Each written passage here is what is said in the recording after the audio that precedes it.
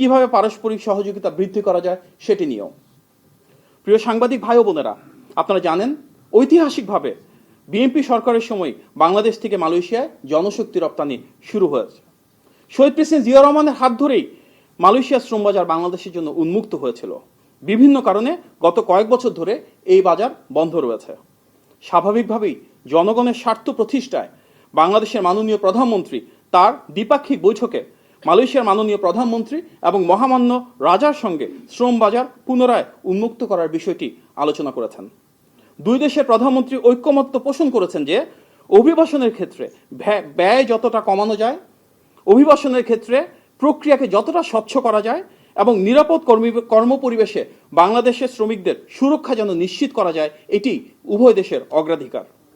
বাংলাদেশের মাননীয় প্রধানমন্ত্রী সম্ভব হলে দ্রুততার সঙ্গে মালয়েশিয়ার শ্রম বাজার বাংলাদেশের জন্য পুনরায় উন্মুক্তকরণের আহ্বান জানিয়েছেন। একই সঙ্গে স্বল্প অভিবাসন ব্যয়ে lily whip chia mystic glowing body wash, secret two ultimate glow. আরও বেশি সংখ্যক বাংলাদেশি শ্রমিকদের কর্মসংস্থানের সুযোগ সৃষ্টি কিভাবে করা যায় সেগুলো নিয়েও আন্তরিক অনুরোধ জানিয়েছেন। পাশাপাশি বিভিন্ন কারণে যেসব বাংলাদেশি শ্রমিক অবৈধ অবস্থায় রয়েছেন কিংবা কারাগারে অন্তরীণ রয়েছেন, তাদেরকে কিভাবে মানবিক ও সহানুভূতিশীল উপায়ে বৈধতার আওতায় আনা যায় অথবা প্রয়োজনে বাংলাদেশ থেকে বাংলাদেশের নিরাপদে ফেরত পাঠানো যায়, মালয়েশিয়ার বিদ্যমান আইন অনুযায়ী সে বিষয়ে মাননীয় প্রধানমন্ত্রী সর্বোচ্চ আন্তরিক সহযোগিতার অনুরোধ জানিয়েছেন। আজকের বৈঠকে মালয়েশিয়ার আর্থসামাজিক উন্নয়নে বাংলাদেশের কর্মীদের গুরুত্বপূর্ণ অবদানের প্রশংসা করা হয়। একই সাথে বাংলাদেশ মালয়েশিয়ার সম্পর্ক উন্নয়নের ক্ষেত্রে প্রবাসী বাংলাদেশিরা যে অত্যন্ত গুরুত্বপূর্ণ এবং কার্যকর ভূমিকা রেখেছেন সেটিও উল্লেখ করা হয়েছে। জ্বালানি খাতে সহযোগিতা ও বিনিয়োগ বৃদ্ধিতে বাংলাদেশ ও মালয়েশিয়া একমত হয়েছে। বিশেষ করে এলএনজি, তেল গ্যাস অনুসন্ধান ও নবায়নযোগ্য জ্বালানি খাতে মালয়েশিয়ার বিনিয়োগের বিষয়ে ইতিবাচক আলোচনা হয়েছে। বাংলাদেশে আশ্রয় নেওয়া রোহিঙ্গাদেরকে কিভাবে নিরাপদ, স্বেচ্ছামূলক ও সম্মানজনকভাবে মায়ানমারে প্রত্যাবাসন করা যায় এবং এক্ষেত্রে আন্তর্জাতিক বিভিন্ন প্ল্যাটফর্মে মালয়েশিয়া কিভাবে বাংলাদেশকে সহযোগিতা করতে পারে সে বিষয়েও আলোচনা হয়েছে। একইভাবে আসিয়ানের সেক্টরাল ডায়ালগ পার্টনার হিসেবে এবং রিজিওনাল কম্প্রিহেন্সিভ ইকোনমিক পার্টনারশিপ বা RCEP-তে বাংলাদেশের অন্তর্ভুক্তির বিষয়ে মালয়েশিয়া কিভাবে সহযোগিতা করতে পারে সে বিষয়েও আলোচনা হয়েছে। ফিলিস্তিনি জনগণের ন্যায়সঙ্গত অধিকার প্রতিষ্ঠা এবং মধ্যপ্রাচ্যে একটি স্থায়ী ও শান্তিপূর্ণ সমাধান অর্জনের লক্ষ্যে আন্তর্জাতিক সম্প্রদায়ের প্রতি সংলাপ, কূটনৈতিক উদ্যোগ ও গঠনমূলক প্রচেষ্টা অব্যাহত রাখার আহ্বান জানানো হয়েছে।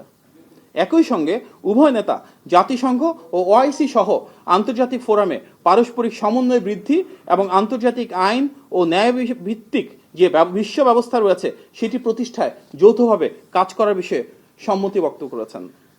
জলবায়ু পরিবর্তন, খাদ্য নিরাপত্তা, মানব পাচার ও আন্তঃসীমান্ত অপরাধ সহ বিভিন্ন বৈশ্বিক নিরাপত্তা চ্যালেঞ্জ মোকাবেলায় ঘনিষ্ঠ সহযোগিতা জোরদারে দুই দেশের সরকার একত্রে কাজ করার বিষয়ে সম্মত হয়েছে। প্রিয় সাংবাদিক ভাই ও বোনেরা, এই সফরে দুই দেশের মাননীয় প্রধানমন্ত্রীর উপস্থিতিতে বাংলাদেশ ও মালয়েশিয়ার মধ্যে সংস্কৃতি বিষয়ে একটি মেমোরেন্ডাম অব আন্ডারস্ট্যান্ডিং স্বাক্ষরিত হয়েছে। এর মূল উদ্দেশ্য হল দুই দেশের ইতিহাস, ঐতিহ্য এবং দীর্ঘদিনের সৌহার্দ্যমূলক যে সম্পর্ক রয়েছে সাংস্কৃতিক আদান প্রদানের মাধ্যমে সেটিকে আরও শক্তিশালী করা। তাছাড়া বিনিয়োগ বৃদ্ধি ও সন্ত্রাস দমনে দুইটি এক্সচেঞ্জ অব নোটস বিনিময় করা হয়েছে।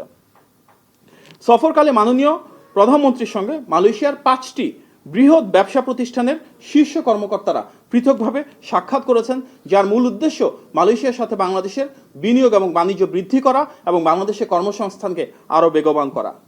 যারা আজকে মাননীয় প্রধানমন্ত্রীর সাথে দেখা করেছেন সেই কোম্পানিগুলোর মধ্যে রয়েছে পেট্রোনাস, আক্সিয়াটা, এয়ার এশিয়া, পার্ডুয়া এবং MMC কোর্ট।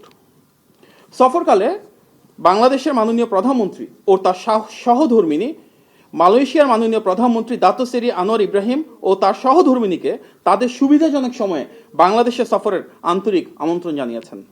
একই সঙ্গে মাননীয় প্রধানমন্ত্রী এই ঐতিহাসিক সফর আয়োজনের জন্য মালয়েশিয়া সরকার এবং জনগণের প্রতি আন্তরিক কৃতজ্ঞতা প্রকাশ করেছেন। তিনি মালয়েশিয়ার উষ্ণ আতিথেয়তা, আন্তরিক সহযোগিতা ও সৌহার্দ্যপূর্ণ যে ভ্রাতৃত্ববোধ সেটিকে স্বাগত জানিয়েছেন।